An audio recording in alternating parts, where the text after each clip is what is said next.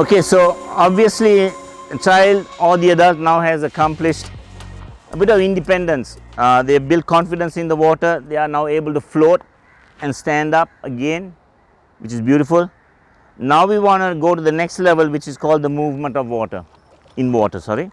So for movement in water, the key thing is we got the arms that can propel you forward by pulling. We know that is in swimming.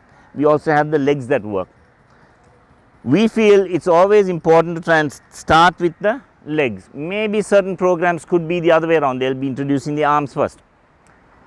But always remember that it's very important to teach a child how to float, relax. This is key. If we taught the movements without the ability for a child to be able to float and relax, it's going to be very difficult because they're going to be really tight. But now they were able to relax. So putting that aside, the first thing we want to do is have the child sit on the edge, the adult, get this feel of what it means to move those legs one at a time, up and down, and always the coach is there to assist. Ankles need to be relaxed. We are looking at that fin sensation, and a lot of times children can be a little tight if you have the toes pointing to the sky. Gavin, this is what you call a tight position of the kick. This is not going to help you to move forward. So it's good to try and correct those mistakes in this situation. The child can see what they're doing.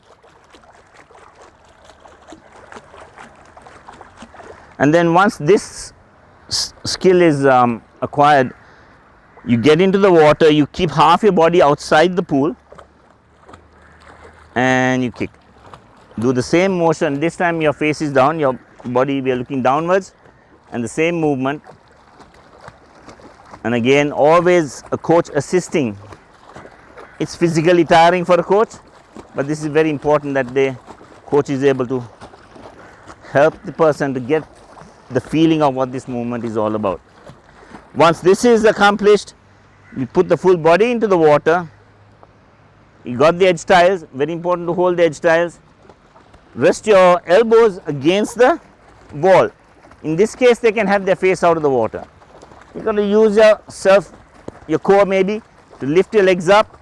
Now, if that's not happening, the coach will go and assist the swimmer to do the drill. Beautiful.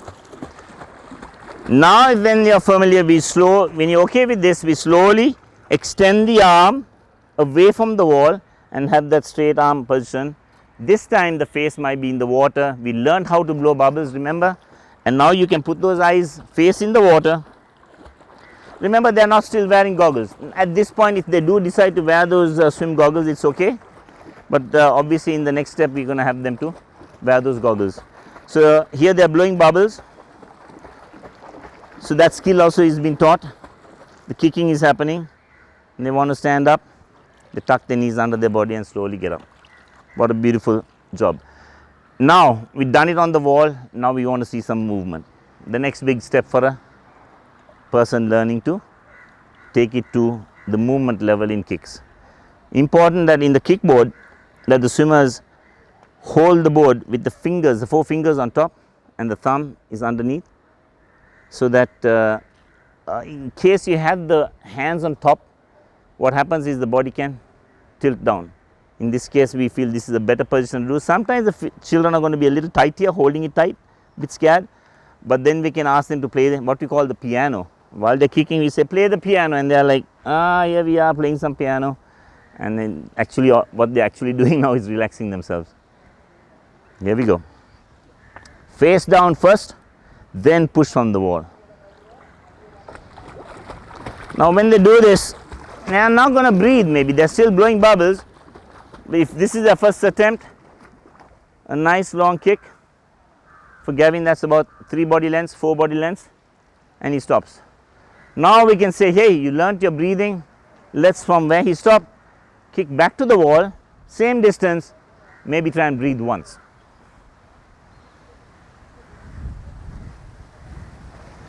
The coach can always assist a little bit. But standing next, even when the coach is next to him, the child sees the coach's feet close to him builds a lot of confidence, and when they hit the wall, it's a slow stand up. So this is amazing what the kickboard can do in terms of assisting. But now you take the kickboard out and say, hey, swimmer, you're almost a swimmer now. You're there, you're going to now kick without the board. Same thing, hands in front, relax, push on the ball, generate some momentum and kick. Always put the head down, then push.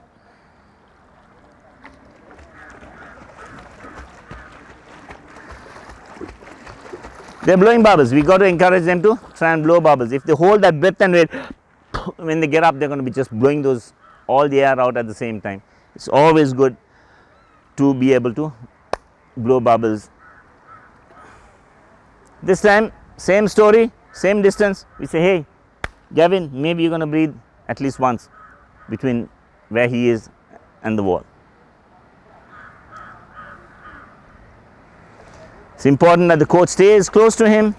Sometimes if the swimmer can see the coach's legs close to him because the face is underwater, child knows, hey, the coach is right next to me. This is not too bad. Good teamwork. Everything is done very gently. So now we accomplished what we call the movement through legs. Now we have to introduce the arms.